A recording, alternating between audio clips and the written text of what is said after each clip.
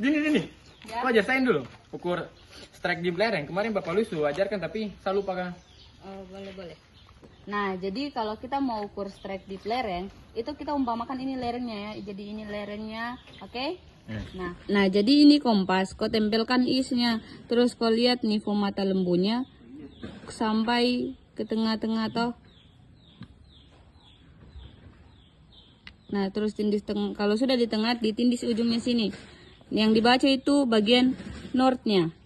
Mengerti? Ya, mengerti. Nah, kalau sudah selesai ukur isnya, itu kan northnya 220 derajat. Kita ukur lagi dipnya.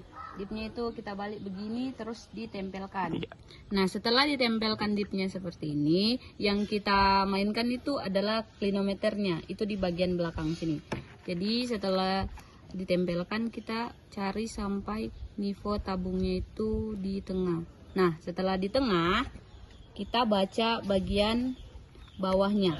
Nah, kau sudah paham? Sudah. Oke, coba kau contohkan. Kalau begini tuh isinya ditempel tuh kalau dia push strike tuh. Ya. Barang.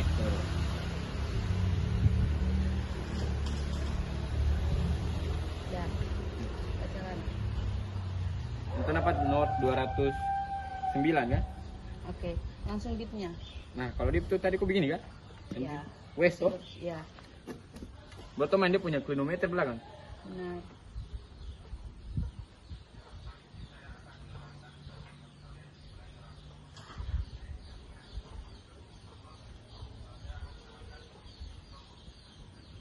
Nah, sudah nih. Berapa? Sama kayak kau tadi. Oke. Baru kau tahu cara ukur strike dip ke karga tidak? Tidak, saya tidak tahu juga. Bukan tidak tahu, saya kurang tahu dan kurang paham. Baru? Nah, di sini dulu. Ya, bagaimana? Kok bisa jelaskan tong strike dip ke karkas? Ya, tentu ada Kong ini. kurang paham jadi. Oh. Kan belajar apa, saya bisa join kah? Mari Kak, boleh. Jadi begini. Untuk mengukur strike dip kekar itu sama kayak bidang, cuma bedanya ini macam rekahan pada batuan. Jadi kita lihat rekahan yang ada pada lereng. Namun kita lihatnya bukan di fisiknya saja, tapi di dalam juga. Jadi di sini pada alat peraga, di sini kekarnya itu ke atas.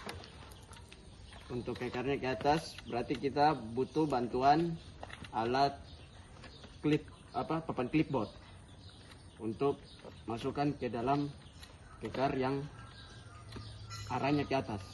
Nah, kira-kira seperti ini.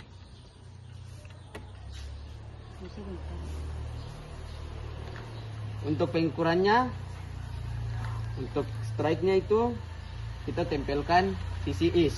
Untuk strike kita tempelkan sisi is. Ini is. Yang ini. Is kita tempelkan pada clipboard. Ya, yang sudah diukur sesuai bidang. Di sini kita tempelkan. Lalu kita lihat pada nivou mata lembu. Lembungnya itu harus pas di tengah.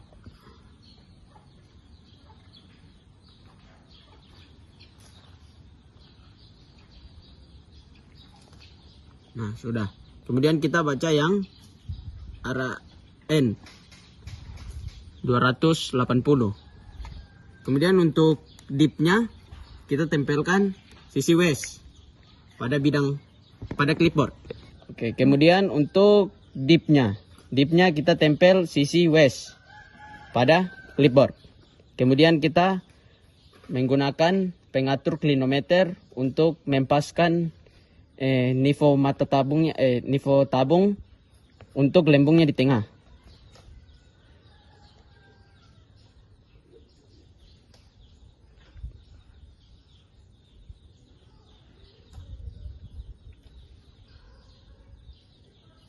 Nah, ini kan sudah di tengah. Di sini 41 derajat.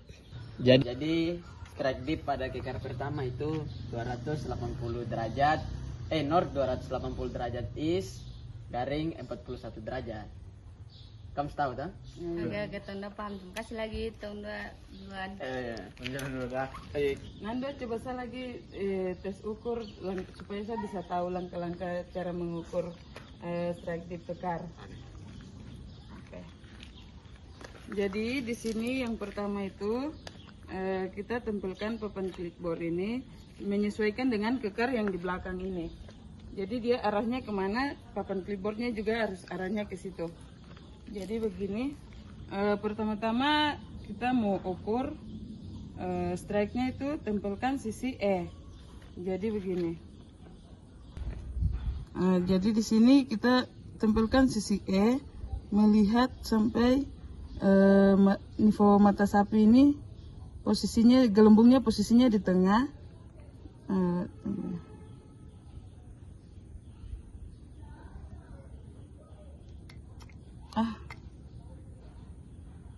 Oke. Jadi di sini strike-nya itu 130 derajat. Terus kemudian untuk mengukur dip-nya itu kita tempelkan sisi W.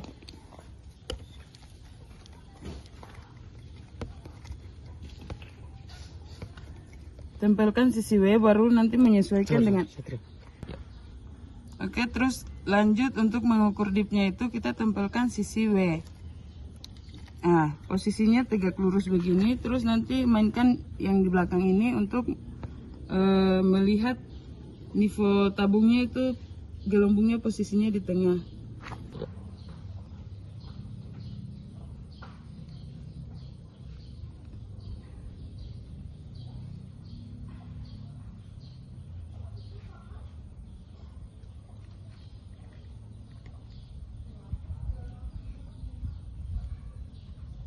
Oke. Jadi di sini dipnya itu 44 derajat. Oke, jadi di sini strike dip yang kekar kedua ini itu hasilnya yang saya ukur north 130 derajat is garing 44 derajat. Nah, terus yang satu ini yang masih kosong ini siapa yang mau ukur? Tuh cari teman satu lagi boleh cari kafe? teman boleh. Oh Rahmat, sini. Aku mau ukur ini kan tidak biar aku lagi tahu toh. Boleh. Jadi yang pertama kita ukur strike dulu toh? Iya, kita per strike. Nah, untuk pengukuran strike nanti yang pertama kita tempelkan sisi isnya dulu. Nah, setelah kita tempelkan, kita lihat bullseye atau nivo mata sapinya. Kita paskan gelembungnya ke lingkaran di dalam. Kemudian pada saat gelembungnya sudah di tengah, nah kita bacanya itu sisi N-nya. Di sini menunjukkan N 312 derajat. Jadi untuk strike-nya nanti N 310 derajat is. Kemudian untuk pengukuran dip-nya. Untuk pengukuran dip kita tempelkan sisi west.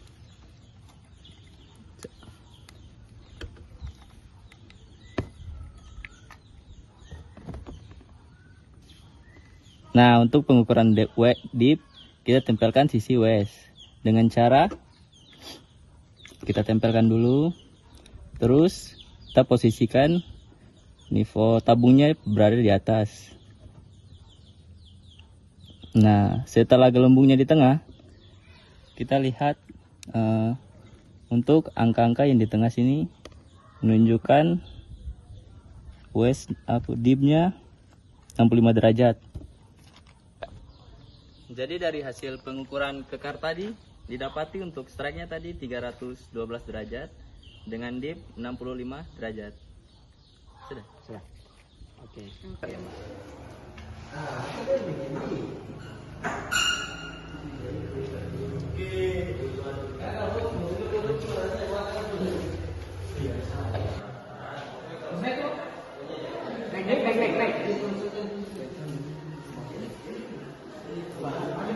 Di mana ini? Nalo. Di mana? Bukan begitu dulu. Kamu berapa? Dia strike di mana? Sini. Iya, sini. Buat ke bingung. Boleh, boleh. Nah, untuk kamu ukur strike dip scanline ini, kau butuhkan alat, kompas, tali, dengan penggaris. Nah, di sini untuk scanline-nya sendiri, untuk garis ininya sendiri, ketong harus sesuaikan untuk dipnya itu 0 sampai 15 derajat. Itu sudah ketentuan toleransinya. Nah, untuk cari derajatnya sendiri, toleransinya sendiri itu caranya begini. Kita sama dengan ini, apa? Cara ketong ambil dip di lereng atau tidak di kekar. Sama saja, cuma kita mengikuti garisnya. Oh iya. Nah, coba kamu ini dulu, paskan. Kamu kasih pas dulu. Ical, coba kasih pas di situ. Kau ukur lagi dulu ya. Kalau pas berarti dia punya garis begini sudah. Begini nah ya. Kita tempelkan sisi W. Ya, sisi W Pada tali. Tempelkan sisi W pada tali iya. Terus kita paskan dia punya nivo tabung di tengah.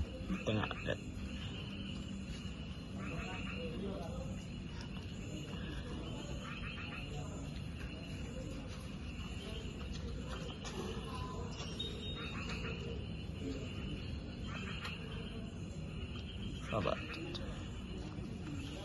Sudah di tengah nih. Ya. Ternyata ini 4 derajat. Nah, berarti masuk tuh dari toleransi itu. Boleh. Berarti kalau sudah dapat derajatnya sudah pas, berarti itu dipnya. Dipnya 4 derajat. Sekarang kita cari strike-nya. Cari strike-nya. Untuk strike-nya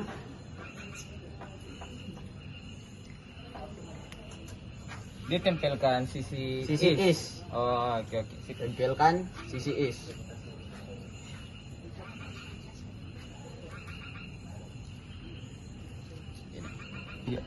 Nah, kita tempelkan sisi is toh di tali. Iya. Baru paskan biar gelembungnya itu pas di tengah. Mirip mata limbu tuh. Sudah. Ya. Nah, sudah. Berarti strike-nya itu 130. Di ponor 130. Harus 130. Kau paham toh? Sudah paham. Itu untuk mau mengukur scanline strike dip scanline. Coba kau ukur. Sekarang kau ukur. Nanti untuk pengukurannya saya jelaskan. Ada kata siapa?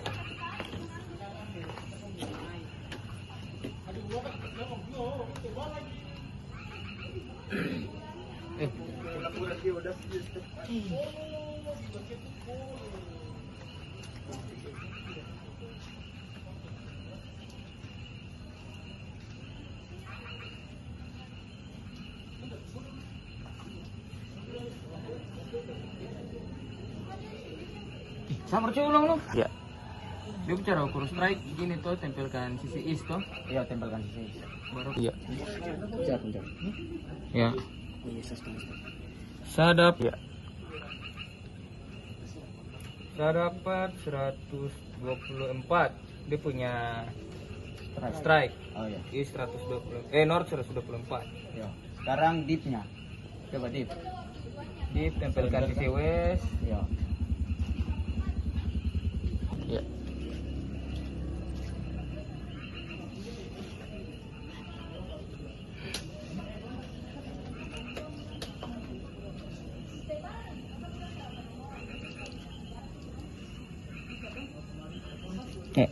Ya.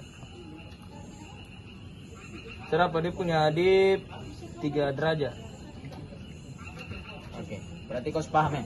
Sudah. Kau paham. Sekarang ini saya yang tahan tali, Jeff kau yang ukur strike dip scanline. Kau tahu toh? Tahu. Oke. Coba lihat. Langsung.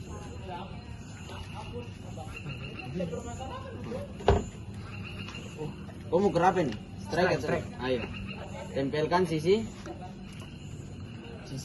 is. Iya.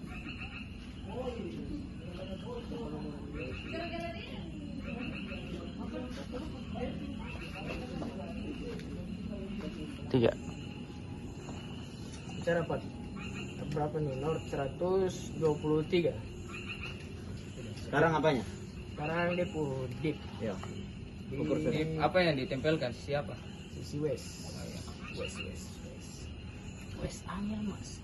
Gelap tuh.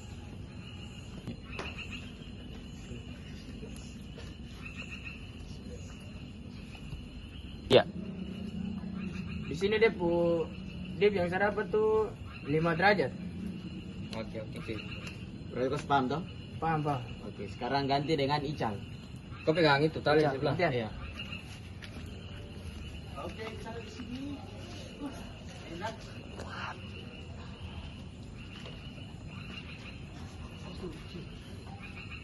Ical, sini. Kau tahu itu tuh yang tadi saya terangkan tuh. Kau tinggal praktekkan saja ulang. Iya. Dengan kau punya pengukuran. Tuh. Ayo. Ya. Oke. Coba kau ukur kau. Try. Lanjut aja. Oh, kamu ukur dia post strike. Ya. Ya. Ukur dia strike. Iya.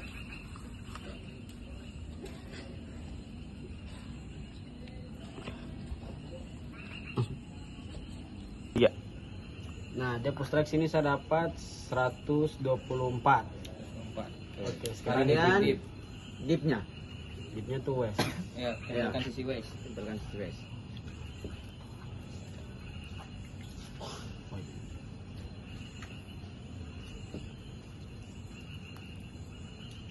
Iya.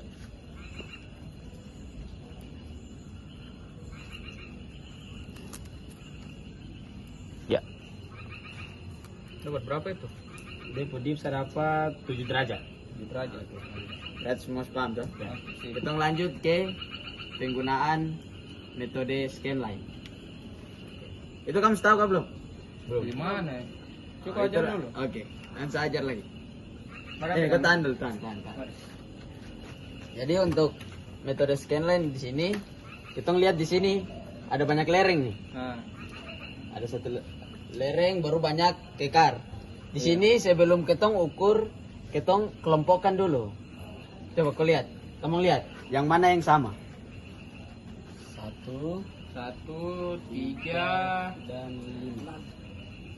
5. 5, Habis itu yang kelompok kedua, keluarga kedua 2, 4, 6.